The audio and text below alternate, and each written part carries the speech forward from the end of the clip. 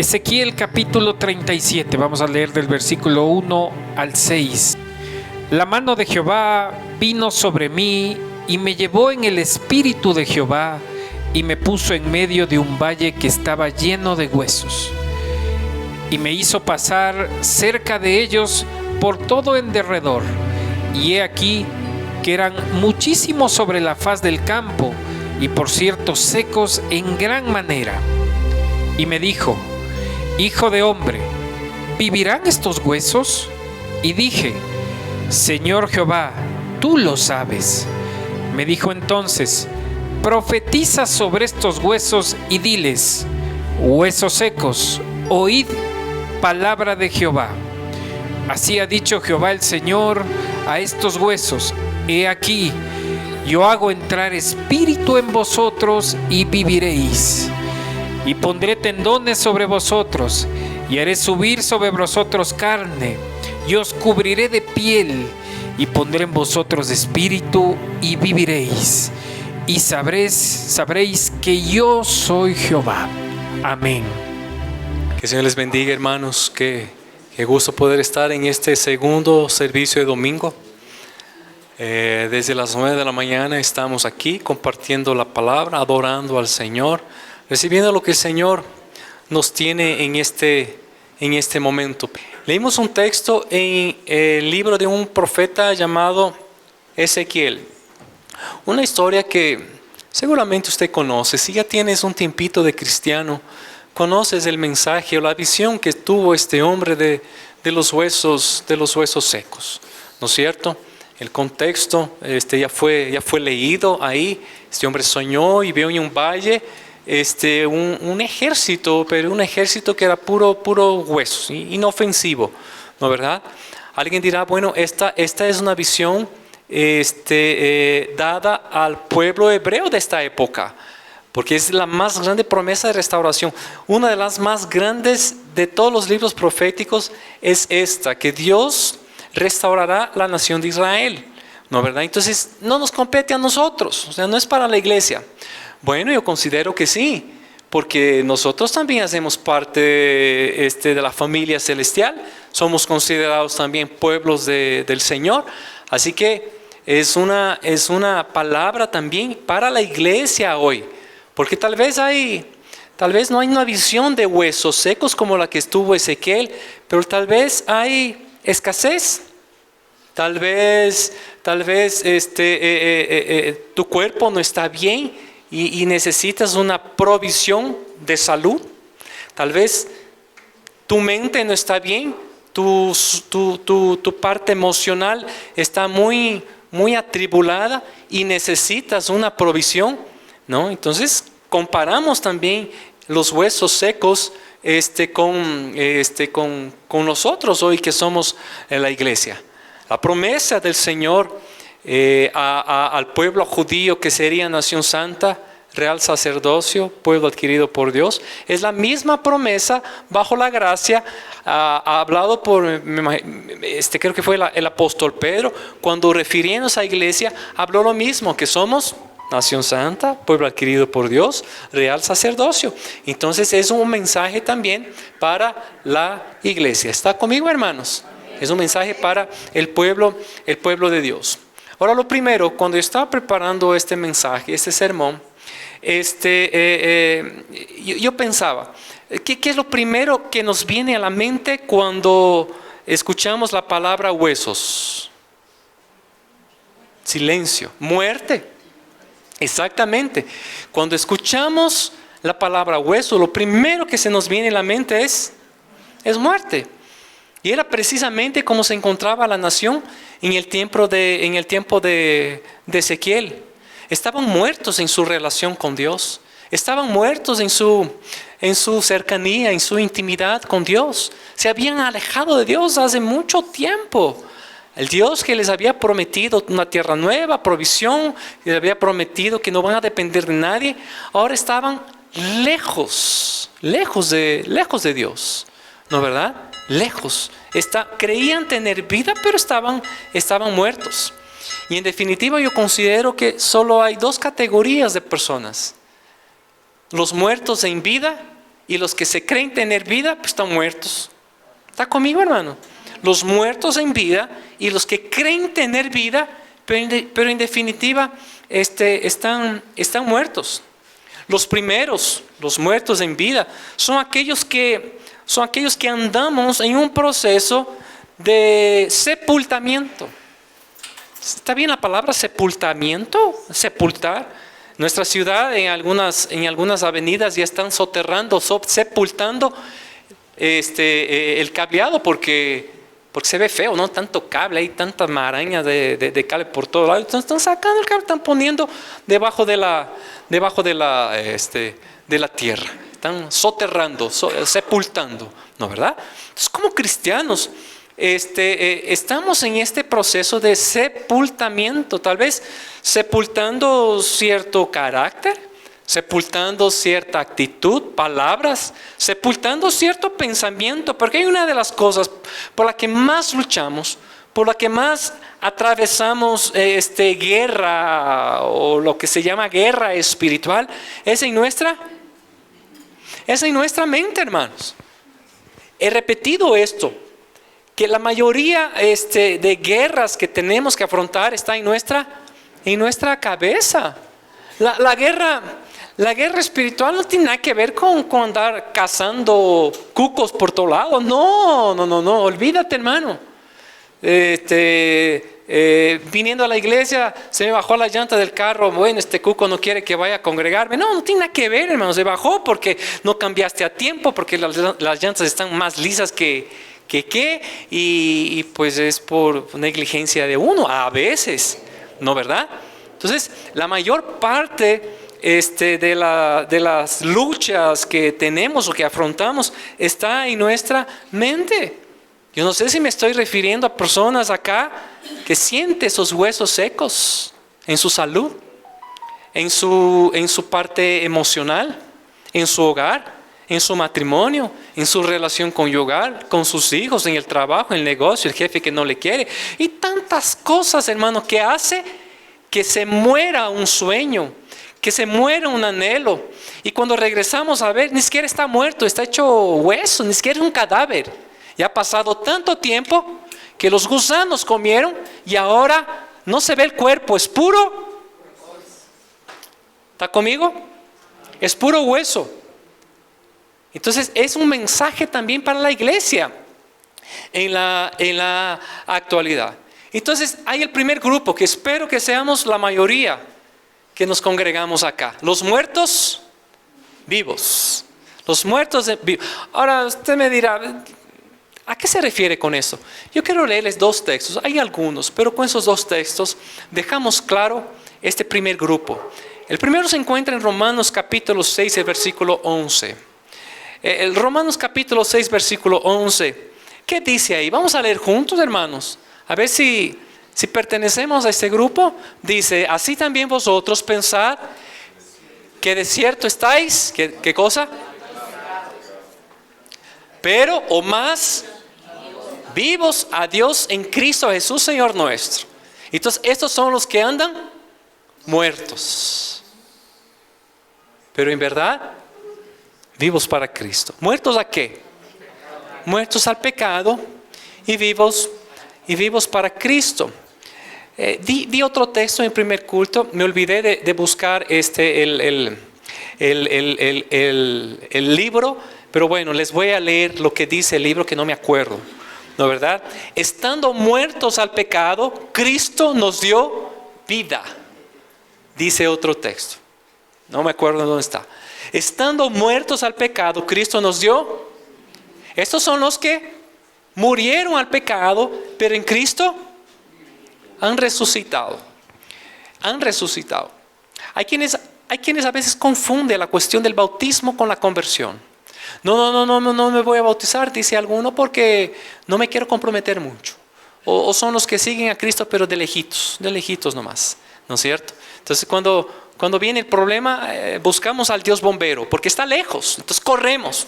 A diferencia de que cuando viene la adversidad, estamos ahí, estamos como la vid, como el pámpano, junto a la vid. Entonces hay una diferencia, hermano, en buscar a Dios bombero y correr desesperado, en pasar por la adversidad y tener a Dios a tu lado. ¿Está conmigo, queridos? Mire, hay una distinción.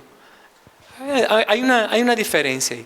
Muertos al pecado, pero vivos para Cristo. Ahora hay el segundo grupo. El segundo grupo no han sepultado lo que sepultaron el primero. Perdón, lo del bautismo. La cuestión del bautismo es un testimonio público de nuestra fe. Cuando acudimos a las aguas del bautismo, estamos diciendo a todos los presentes que Cristo ahora vive en nosotros. Murió el viejo Junior, el viejo hombre, murió el viejo David, murió el viejo Fernando, murió una vieja, la vieja, nadie quiere que le diga vieja. La vieja compatriota murió. ¿No es cierto? Decir viejo, pasa nada, pues decir es vieja, hermano. Yo soy vieja. Estoy hablando de manera metafórica. ¿No es verdad? Murió la vieja mujer, ya digamos. Murió y resucitó. Pero ahí no está el tema, hermano. El bautismo es un testimonio. La verdadera muestra de fe está antes del bautismo, que se llama conversión. Hay quienes no se quieren comprometer con Dios en el bautismo. No, porque no, eso demanda mucho. Creo que todavía no es tiempo. Pero según ellos han aceptado a Cristo. Entonces, si han aceptado a Cristo, se han convertido, las cosas viejas pasaron, han sepultado el viejo hombre, ahora una nueva criatura. Entonces, lo que demanda en verdad fe, hermano, es cuando nos convertimos y reconocemos a Dios como nuestro Padre y Él nos adopta como sus hijos. Es ahí en donde el viejo o la vieja muere. ¿Estás conmigo, hermano? Es ahí. ¿El bautismo qué es? El bautismo es un testimonio de lo que yo hice en mi conversión. No tiene nada que ver. No podemos elevar el bautismo al grado de conversión. ¿Está conmigo, hermanos? Mire, entonces, este es el segundo grupo. Segundo grupo, no han sepultado lo que aquellos del primer grupo ha sepultado, ¿no verdad? Ha sepultado. Por ejemplo, estos que se creen vivos pero están muertos fueron confrontados por Jesús en muchas ocasiones. Jesús una vez a los fariseos que creían, los fariseos, hermano, andaban pechito de paloma, se creían pero más vivos que qué. Tenemos un dicho, no es dicho, ¿no? Aquí solemos decir, ¿qué te haces el vivo, no? ¿Qué te haces el vivo? ¿Qué quiere decir cuando decimos, ¿qué te haces el vivo? No seas tramposo. ¿No es esto? No seas tramposo. Jesús usó la misma frase que nosotros ecuatorianos usamos. No te hagas el vivo. Y les dijo, sepulcros. Por afuera se creen muy vivos, pero por adentro huele mal. ¿Está conmigo, hermano? El apóstol Juan, confrontando a una de las iglesias, antes de que se desate todo el caos sobre esta tierra, en el libro de Apocalipsis. Usted se da cuenta, usted lee Apocalipsis 1, Apocalipsis 2, Apocalipsis 3, y hay la mención de iglesia. La palabra iglesia usted encuentra en esos capítulos. Pero en el capítulo 4 desaparece la iglesia. Ya no hay iglesia. Ya no existe la palabra iglesia. Alguien me dijo una vez, y fue cuando pasamos por el tiempo de pandemia, me dice, hermano, ¿y usted en qué profecía de la Biblia cree que estamos? Porque en esa época, ¿se acuerda de pandemia, de COVID? Por ahí se levantaba que estamos viviendo la profecía de Isaías capítulo 37, que dice, entra a tu casa, cierra tu puerta y no salgas. ¿No es cierto? Y así estábamos, nadie podía salir, no podíamos hacer compras, no podíamos hacer nada. Y otros decían profecía de ni sé cuántos, profecía de ni sé cuánto. Y me preguntaron, chúpticas, yo dije, ¿y ahora? Yo no tengo idea, me vino una revelación, así caída del cielo. ¿Saben qué tiempo estamos ahora? Estamos en Apocalipsis capítulo 3. Viviendo el tiempo de la iglesia. Porque el capítulo 4, estamos esperando el regreso de Cristo. porque la iglesia no pasará por la gran tribulación. Cristo va a tener que venir y va a llevar a su novia a la boda. Él está esperando, está anhelando esto. Un día va a pasar, hermanos. Entonces yo le dije, estamos en Apocalipsis capítulo 3, porque a partir del siguiente capítulo ya no hay mención de iglesia. Y el apóstol Juan, siendo inspirado por Dios, estando en una cárcel, recibió una revelación del cielo con respecto a 7 iglesias. Y a una de ellas, llamada la iglesia de Sardis. Acompáñame un momentito. Apocalipsis capítulo 3, iba a decir. Apocalipsis capítulo 3, el versículo 1. Acompáñenme un momentito, hermanos. Estamos hablando ahora de ese segundo grupo y tal vez yo me voy a detener ahí un poquito. Apocalipsis capítulo 3, versículo 1. Escribe el ángel de la iglesia, ¿en dónde? En Sardis. Ahora, tome en consideración que a veces estos que están vivos, que se creen vivos pero están muertos, yo no estoy hablando al que ha rechazado a Cristo, yo no estoy hablando a los que no buscan una iglesia, no, estoy hablando a la iglesia, porque es el mensaje a la iglesia. Porque suele pasar, nos hacemos los vivos, diga. Nos hacemos los vivos. Y los de Sardis igualito, hermano. Mire, el que tiene los 7 espíritus de Dios y las 7 estrellas dice esas cosas. Yo conozco tus obras, que tienen nombre de que vives. Estos son los que se creen vivos. Tienes nombre de que vives, pero estás muerto. El contexto es Jesús confrontándoles y diciéndoles, yo conozco tus obras.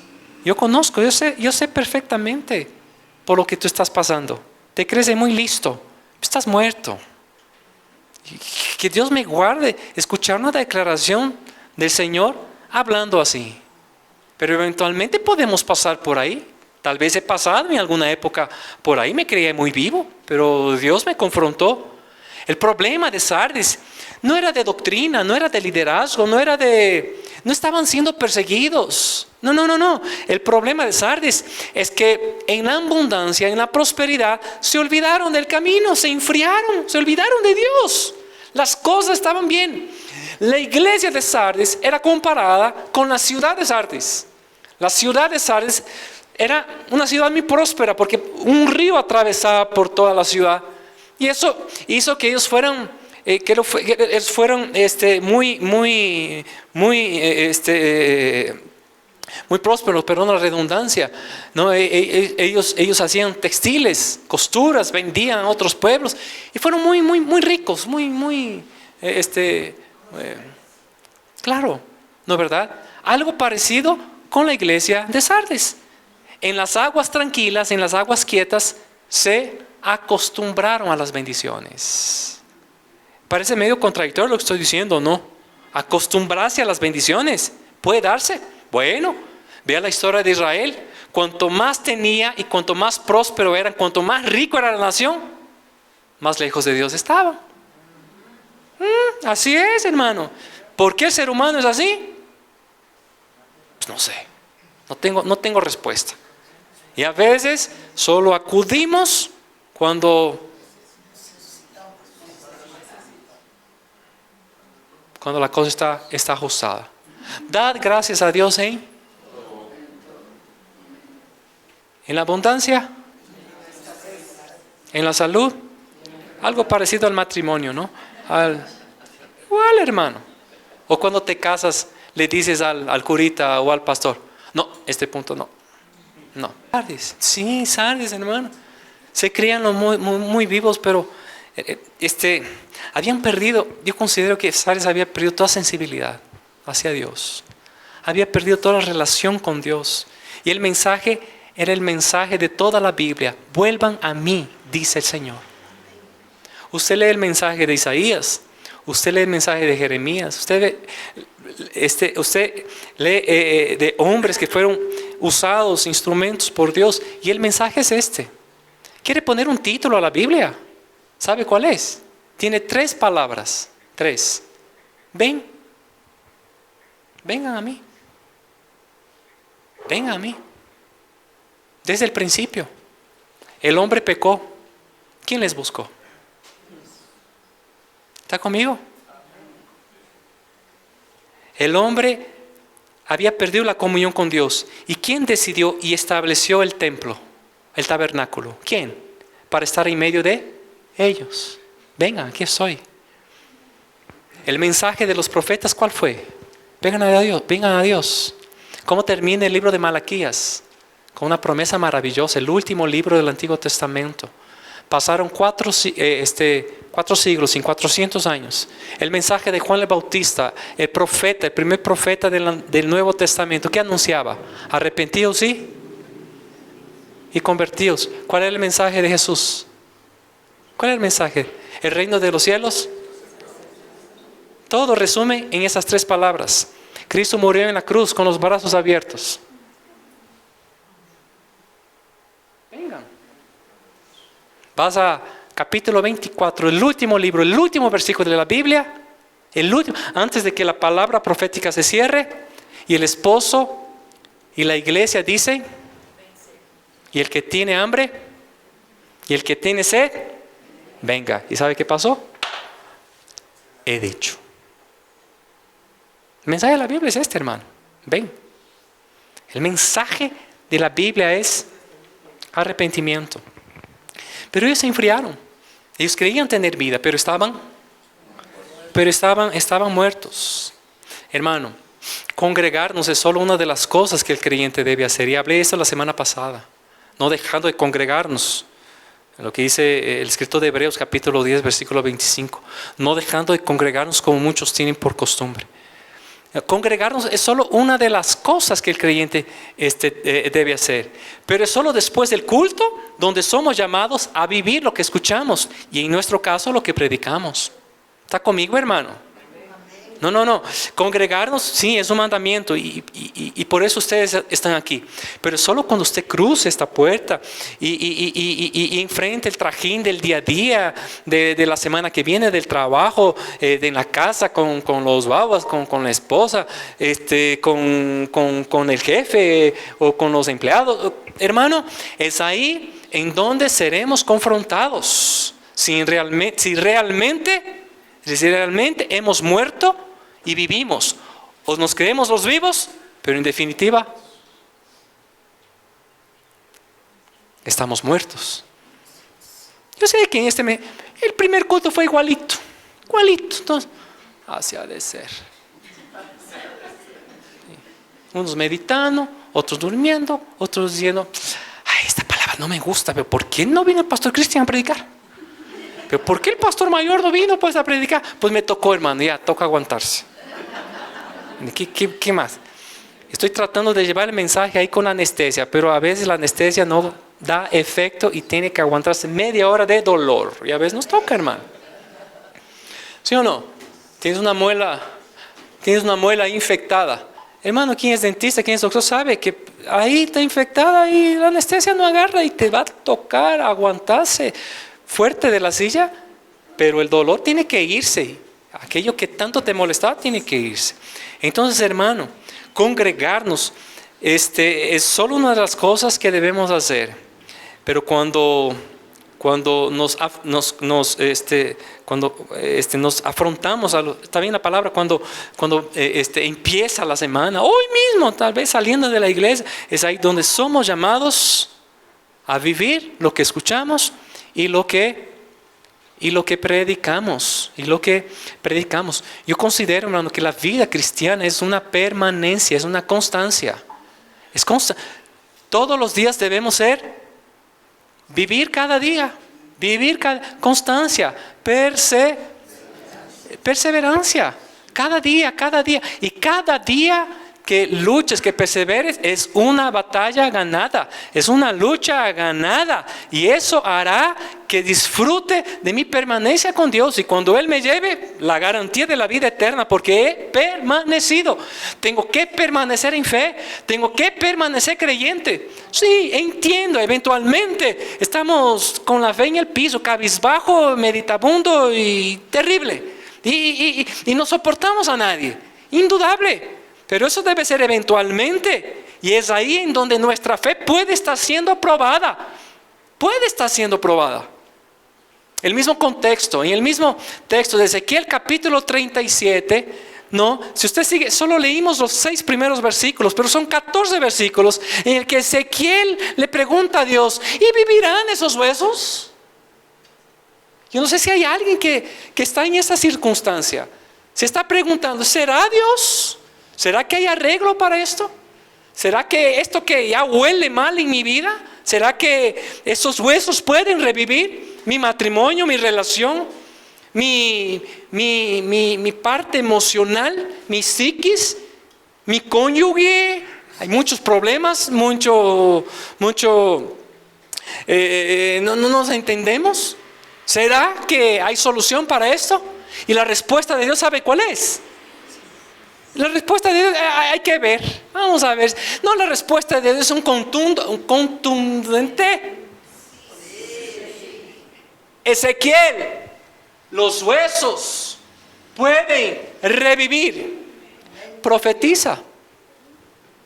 Yo no sé si estoy hablando a alguien que ya lleva tiempo callado. Está pasando por unas de prueba, pero no suelta la lengua. Viene a la iglesia esperando un mensaje. Bueno, amén por esto. Pero ¿sabe qué? El Señor nos llamó a profetizar. Hay escasez. Hay escasez. Salmos capítulo 37, versículo 25. Joven fui y me he envejecido. Algunos veo aquí que ya están en la segunda etapa. ¿No, verdad? Pero nunca he visto justo desamparado, mi descendencia mendigar el pan. Es ahí en donde los huesos empiezan a crear tendones, carne, piel, empiezan a revivir. Situación, yo creo que de esta no voy a salir. ¿Cómo que no vas a salir? Si Dios ha prometido estar contigo, aunque pases por el fuego y aunque pases por las aguas, yo estaré contigo. No te anegarás. Yo estoy ahí. Ahí es donde los huesos empiezan. Al escuchar este mensaje, dice Ezequiel que escuchó un rugido. Imagínense, qué miedo, ¿no? Estás ahí en un cementerio y de pronto, y usted lee la historia y se da cuenta, hermano, que aunque esté muerto, para ti puede ser un problema. Para Dios, si te creó del polvo, ni siquiera hueso tenías, y del polvo te creó, ¿habrá Dios del hueso pueda revivir? Para Dios, ve, cerrados los ojos. Ve, la vida del creyente debe ser una, diga hermano, constancia. Constancia. La famosa parábola de las 10 vírgenes. 10 vírgenes. Sabía la noticia de que el novio pronto iba a venir. 5 dijeron, estamos listas, venga cuando quiera. Me voy a la boda porque me voy a casar. Amo el novio. Las otras dijeron, no ha de ser. Yo creo que Dios está exagerando. El domingo pasado hablé de esto. ¿No es cierto? ¿Se acuerdan? No, ¿qué viene? Yo creo que se va a demorar. Cuando terminaron de decir eso, ¿quién se fueron a las bodas? Y termina esa parábola diciendo, velad, porque no sabréis a qué hora ha de venir el novio. Perseverancia. Hoy no ha de venir, ¡pum!, viene. No, hoy no voy a perseverar, hoy no voy a ser persistente, no, hoy no voy a velar, ¡pum!, viene. ¿Y qué pasa? Queremos entrar a la boda, pero la puerta ya está cerrada, los invitados ya están adentro y el novio se está casando y uno afuera, ni siquiera hay pantalla para ver. Como en US Open, ¿no? Que la gente que no puede entrar queda afuera viendo los partidos de tenis. Pero en este caso no hay. Versículo 2 del capítulo 3. Acompaña, hermano. ¿Está cansado? Ya cuando vea que están cabeceando así, medio cansado, ahí voy terminando. No, vamos ahí. Apocalipsis capítulo 3, versículo 2. Yo quiero avanzar un poquito con con esta palabra. Dice capítulo 3, versículo. Estamos ahorita detenidos en la cuestión de los que se creen vivos, pero en la verdad están muertos. El mensaje que Dios le dio a la iglesia de Sardis. Dice, sé vigilante, sé vigilante y confirma las otras cosas que están para morir, porque no te he hallado tus obras perfectas delante de mí. ¿Qué quiere decir eso, hermano? Eso quiere decir que trata de revivir lo que está muerto, y lo que se está muriendo, no dejes morir. Trata de revivir lo que está muerto. Hermano, acuérdese que para Dios no hay nada imposible. No hay nada imposible. Dios quiere a veces remecer. ¿Está bien la palabra remecernos? Quiere quitar nuestra comodidad. A veces estamos muy cómodos. Estamos ahí y Dios dice, ve, un remesón. A veces hace falta. Y me acuerdo, hablando de este remesón, hay una palabra que la iglesia, los cristianos, nos encanta. Y cuando hablamos de avivamiento, se nos espeduna la piel. ¿Sí o qué? Avivamiento. ¡Ay! Avivamiento. Nos encanta esa palabra, hermano. Pero yo he aprendido una cosa. No hay avivamiento sin dolor. Yo no sé si estoy hablando a alguien. Yo no sé si estoy hablando a alguien en el que Dios está soplando su carbón. Está avivando. ¿Está entendiendo, hermano? A veces Dios soplará el carbón. Queremos avivamiento. ¡Ay, oramos avivamiento! Hermano, yo oraba por avivamiento. Yo no tenía mucho discernimiento. Yo estaba empezando ahí en los caminos en los caminos del pastorado y de la administración. Estaba empezando. ¿Y sabe cómo oraba? Señor, aviva, aviva. Hasta se nos cambia la voz. O sea, hasta se nos sale el hombre, ¿no? Normalmente hablamos así cuando vamos a hablar del avivamiento. Oh, Señor, oh Dios, aviva, aviva. Tu palabra dice, Señor, como mostraste a tu siervo, aviva el fuego de donde Dios que está. Oh, y oramos, hermano, con una fe. Si yo supiera que el avivamiento me iba a producir todo lo que me produjo, y que tuve que pasar por el dolor para aprender qué es avivar, y que Dios tuvo que soplar, y a veces sentimos que ni siquiera es un soplo, sentimos que es un torbellino. Es un torbellino de emociones, es una tormenta de cosas que se nos acumula. Dios está mandando un tornado, hermano. ¿Está conmigo? Yo oraba. Si supiera, no hubiera orado nunca por avivamiento. Nunca. Y es ahí donde aprendí que para que Dios avive, el carbón tiene que quemar. Al rojo vivo. ¿Está conmigo, hermanos? Cuando vemos la historia, porque suena muy bonito, en la iglesia suena muy bonito, y hasta cuando, oh, aviva, Dios, aleluya, Señor, yo sé que tú vas a avivar. Ay, la iglesia, aleluya, sí, Señor, aviva. Ah, bueno. Y Dios hace así. Vamos a avivar, a ver, ¿qué les parece? ¿No, verdad? Aprendí, porque cuando leemos la Biblia y leemos la historia de los grandes avivamientos, tanto bíblicos como lo que nos revela la historia, repito, se dieron en adversidad, hermano, ¿sabe? En adversidad. El templo estaba destruido en la época de Nehemías. Nehemías, el copero del rey, ¿no es cierto? Pide al rey poder regresar porque sus hermanos estaban en afronta, estaban siendo atribulados. El templo destruido, sus casas destrozadas, el muro de la ciudad quemada, ¿no, verdad? Después de eso sí hubo un gran despertar espiritual y fueron bendecidos y tenían en abundancia, hermano. Fueron realmente prósperos. Pero lo que antecede a la prosperidad o el avivamiento eran tiempos de escasez, de hambruna y de dolor.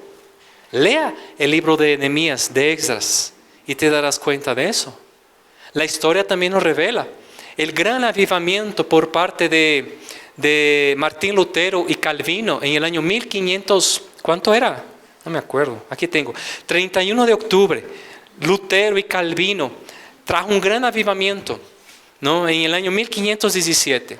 El avivamiento de esos dos hombres fue una de las principales fuerzas que ayudaron a Europa a salir del subdesarrollo y la pobreza. ¿Cuándo vino el avivamiento? Cuando no tenían que comer. ¿Está conmigo?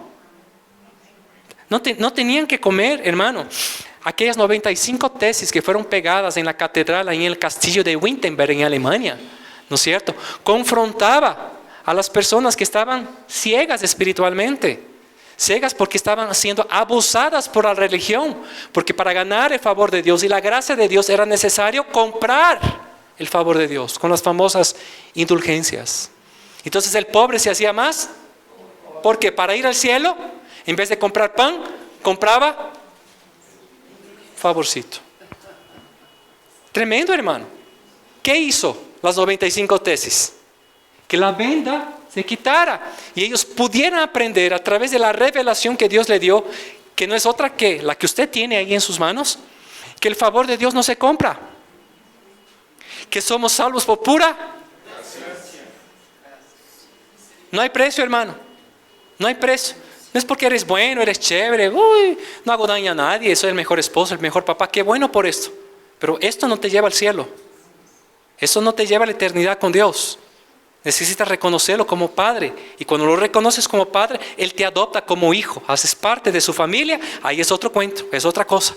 No es que es otro cuento, es otra historia, porque cuentos no existen, pero la historia de la vida eterna sí existe. Amén, hermano, ¿está conmigo? Eso fue la principal herramienta para que haya un despertar, pero primero hubo ceguera. En el tiempo de John Wesley, el avivamiento de John Wesley en Gran Bretaña, en el año 1735, el país vivía en una promiscuidad terrible, abusos, enfermedades, pestilencias, la pobreza de la población era tenaz, niños y huérfanos en las calles como indigentes, ¿no verdad? Es ahí en donde Dios inquieta un grupo de cristianos, de personas cristianas, para llevar el evangelio a las calles y decir que hay una solución. La solución no era bolsas para los pobres, dinero, no, la solución era arrepentirse, volver a Dios. Volver a Dios. Y cuando ellos entendieron esto, hermano, este movimiento abolió la esclavitud en Inglaterra. El movimiento de John Wesley. Vea la historia. Es extraordinario, porque predicaba que era necesario nacer de nuevo. Porque se supone, hermano, que cuando somos nueva criatura ya no existe acepción de personas, ¿no? ¿Sí o qué? Ya no hay blanco, ya no hay esclavo ni libre, ya no hay judío ni griego, dice. Ahora, en mi traducción, ya no hay argentino ni brasilero, ya no hay ni tango ni samba, hermano, ya no hay ni pasillo. ¿El peruano qué tiene? Ni vallenato de Colombia. Ya no hay venezolano ni colombiano. Todos somos uno en Cristo Jesús. Él abolió la esclavitud espiritual. Ya no hay, hermano, cristianos que andan así y le ven así con la nariz alzada al que es de extracto más bajo. ¡Ja! Hermano, cuidado, estás muerto. Crees tener vida, pero lo que pasa es que está oliendo mal. Somos hermanos en Cristo. Tengas, no tengas, estrato social, color de piel, donde vivas, donde no vivas. Hermano, somos uno en Cristo. Y si nacimos de nuevo, esta esclavitud tiene que morir para que en verdad podamos vivir para Cristo. Y ser muertos, pero en realidad vivos para Cristo. Amén. Entonces mire qué cosa tan tremenda. Eso fue lo que produjo, hermano. En un periodo de 6 meses se convirtieron 100,000 personas en 1735 en Gran Bretaña. El despertar de Gales, el famoso despertar de Gales del año 1904, dirigido por un cristiano llamado Evan Roberts. Hermano, cuya principal característica fue la confesión ante Dios de sus pecados. Había tiempo de hambruna, de escasez, no había que comer. Dios despertó porque la gente se arrepentía. Y fruto de este avivamiento, ¿sabe cuál fue el resultado? El alcoholismo bajó a la mitad. Los embarazos no legítimos o ilegítimos bajaron un 44%. Los jueces y policías, como ya no tenían a quién juzgar ni a quién arrestar, se dedicaron a hacer cuartetos para tocar los domingos en la iglesia. lee el avivamiento de Gales, te darás cuenta de esto. Hermano, no tiene nada que hacer. Ahora imagínense, hermano, un despertar en Quito nomás, no digo en el Ecuador, no digo en tu barrio ya, no, vamos, yo digo en tu conjunto, no, en tu familia, vamos a reducir, en tus hijos, y a un despertar, así nomás, porque a veces oramos y se escucha bonito, Señor, un avivamiento para el Ecuador, pero el vecino que te ve, pasé cristiano así, no, muchas gracias, vea. Así estoy bien. Oramos por un avivamiento. Oramos por un despertar.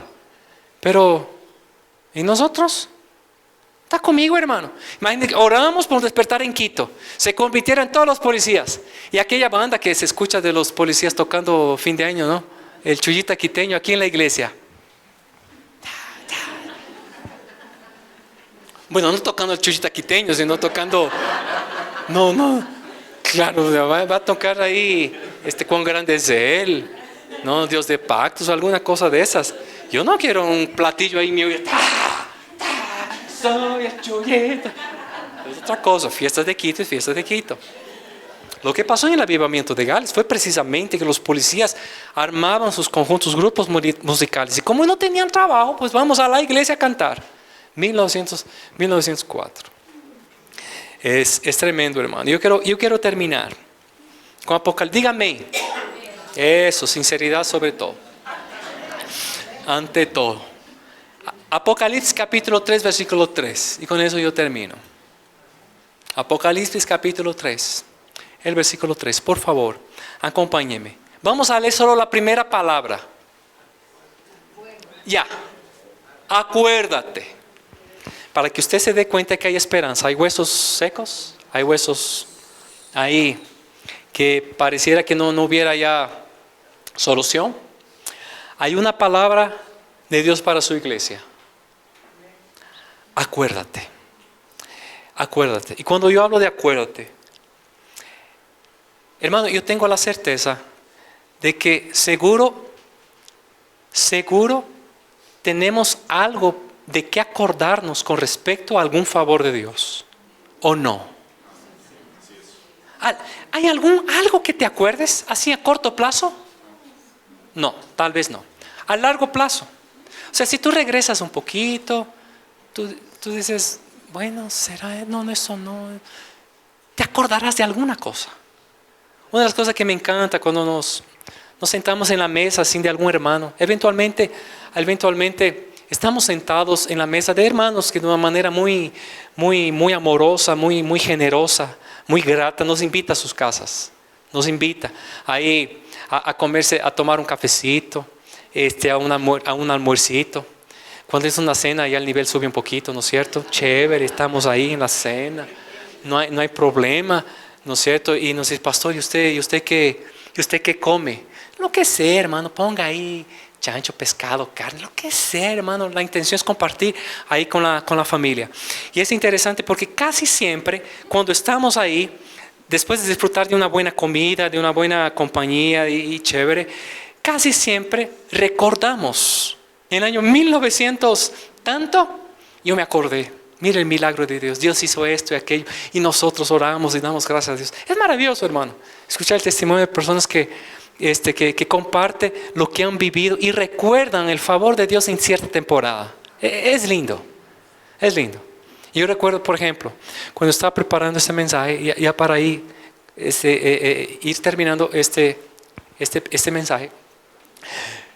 Cuando yo estaba preparando este mensaje, yo me acordaba, cuando yo tenía 7 años, Dios me llevó, yo me había olvidado ya de esto, pero Dios me hizo recordar cuando yo tenía 7 años y fui desahuciado por una enfermedad.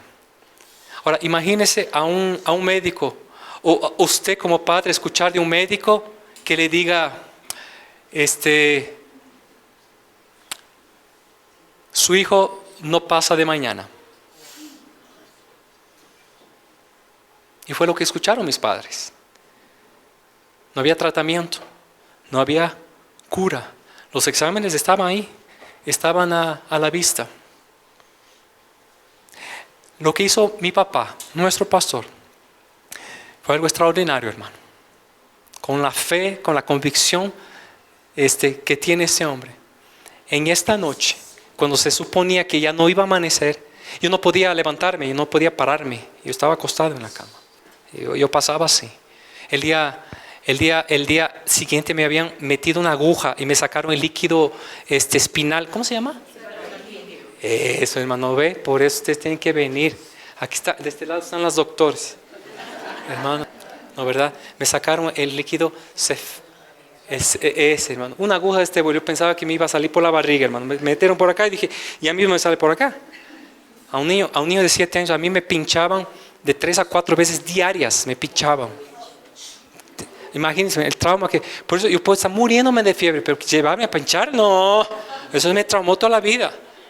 Y si tengo que pincharme, usted no quiere ver cuando yo veo una aguja. No quiere ver. No, para esos caballos de paso, para decir, ay, no, me voy. Terrible.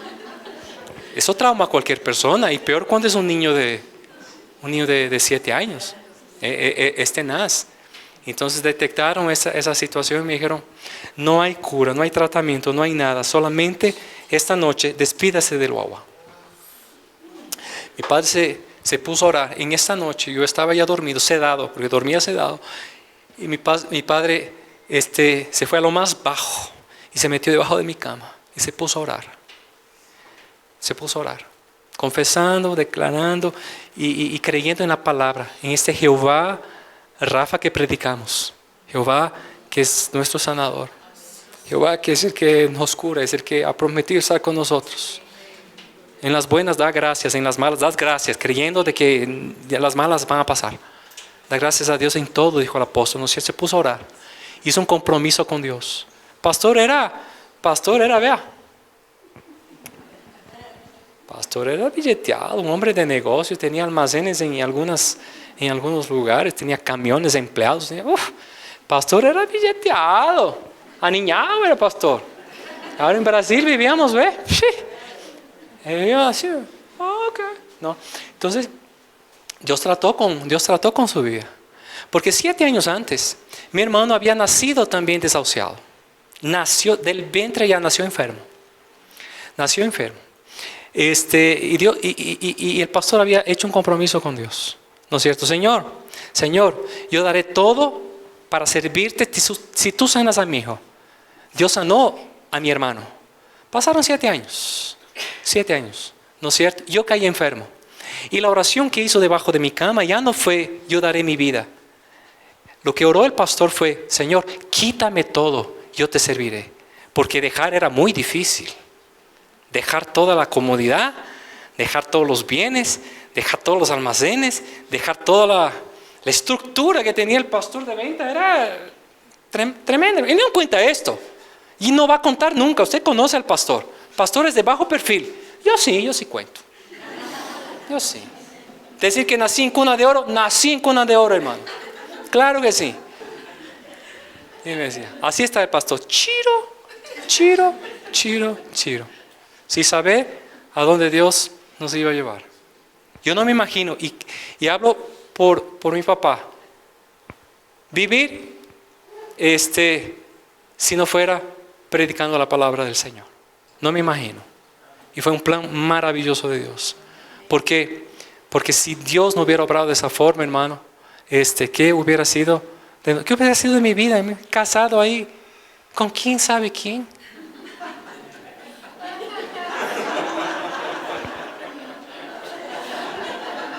Después me da la comisión, verás.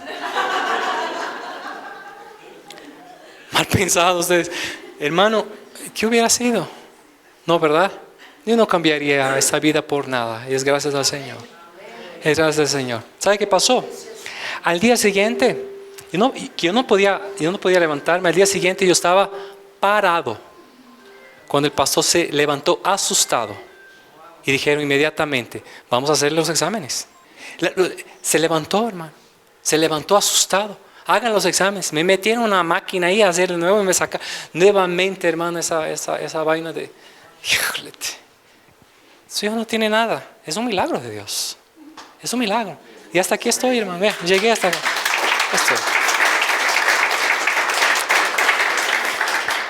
podía hablar. Si Dios permite, en algún momento contaré mi testimonio así con lujo de detalles. O tal vez el pastor, yo no sé.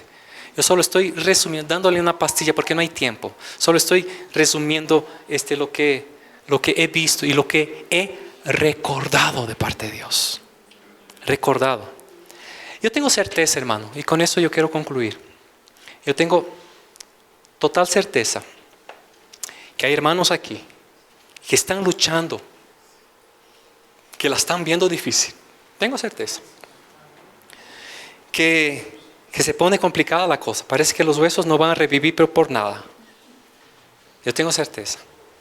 Pero yo tengo fe también. Tengo fe y creo que solamente, que Dios todavía, sigue escribiendo tu historia. Y que más adelante, un tiempito más, solo va a ser un recuerdo de lo que Dios hizo. Solamente. No sé si es contigo, yo no sé. Pero Dios escribe. Dios sigue escribiendo. Conmigo, no estoy diciendo que terminó de escribir conmigo. No, vieras, sigue escribiendo. Pero esa etapa de lágrimas, de escribir con lágrimas, hermano, fue pasando tal vez. Yo no sé, ¿quién soy yo para decir que no sé? Algún momento, no sé, habré que pasar por ahí, ¿no es cierto? Pero esta etapa de mi vida ya se escribió y puedo recordar y decir, Dios ha estado ahí, Dios ha sido bueno. Si tú estás escribiendo o si crees que Dios aún está escribiendo tu historia con lágrimas y te cuesta y a dolor, cree, hermano, que puede ser que le estás soplando tu carbón. La única forma de subirnos a un otro nivel es avivándonos. No hay otra. No, Dios, no de una manera así más suave, más tranquila. No hay. Para que tú rindas una prueba, un examen, en tu universidad, en tu colegio, hermano, tienes que sacarte el aire, estudiando, esforzándote.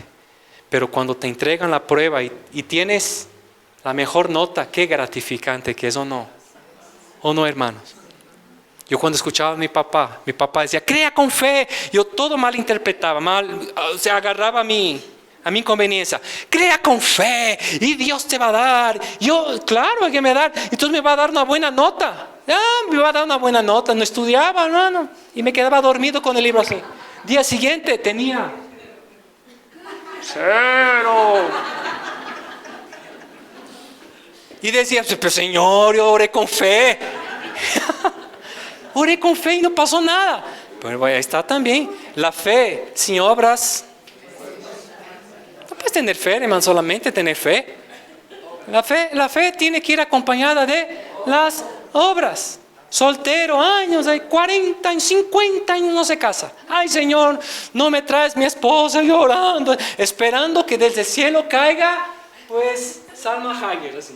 Que caiga una de las Kardashian, la más nuevita, esta que está menos comprometida. Que te caiga así, te ponga así. Si no pones carpeta, hermano, si no actúas, si no accionas, si no invitas ahí a la hermanita a un cafecito, aunque sea con humitas, con lo que sea, unas tripamisqui, lo que sea.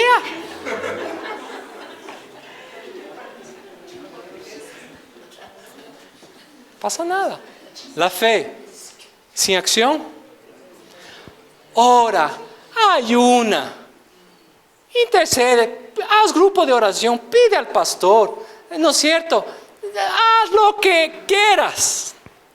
Pero si no actuamos, y a veces podemos incluso llegar a pensar, Dios me falló. No, Dios no falló, quien falló fue uno.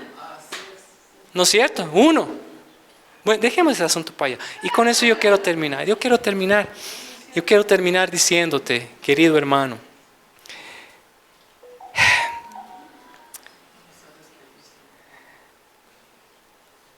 el total cumplimiento de esta promesa de Ezequiel capítulo 33, capítulo 37, el versículo 13 y versículo 14, yo quiero leer con usted. Y con eso cierro mi Biblia. Capítulo 37, versículo 13. Dice, y sabréis que yo soy Jehová, cuando abra vuestros, y sabréis que soy Jehová, cuando abra vuestros sepulcros. Yo no sé si estoy hablando aquí a algún sepulcro, una mente cerrada, no logra superar, hay traumas.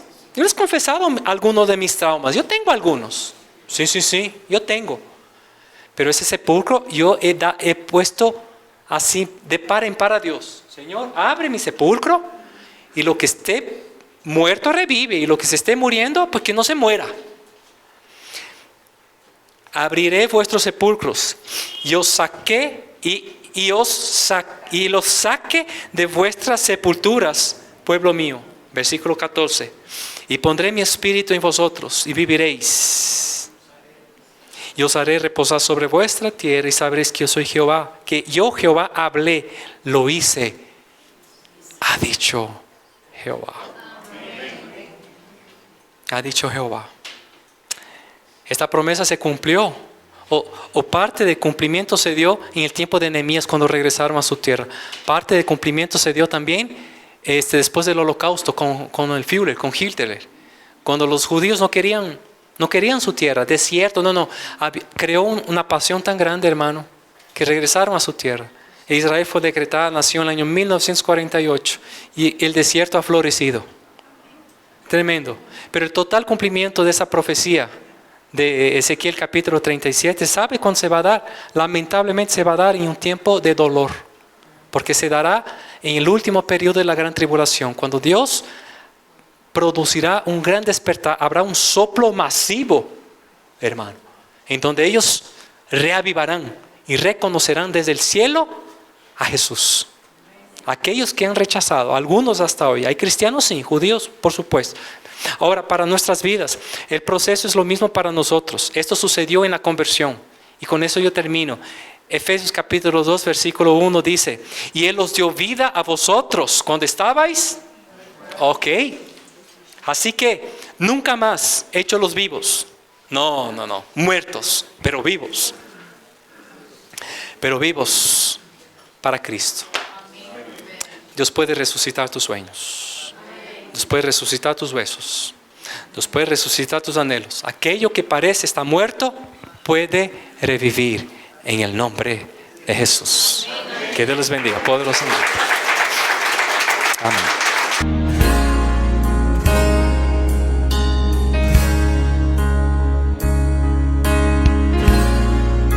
Que la gracia de nuestro Señor Jesucristo, el amor de Dios nuestro Padre y la comunión y consolación del Espíritu Santo sea con todo el pueblo de Dios. Y con gozo decimos: amén. Amén.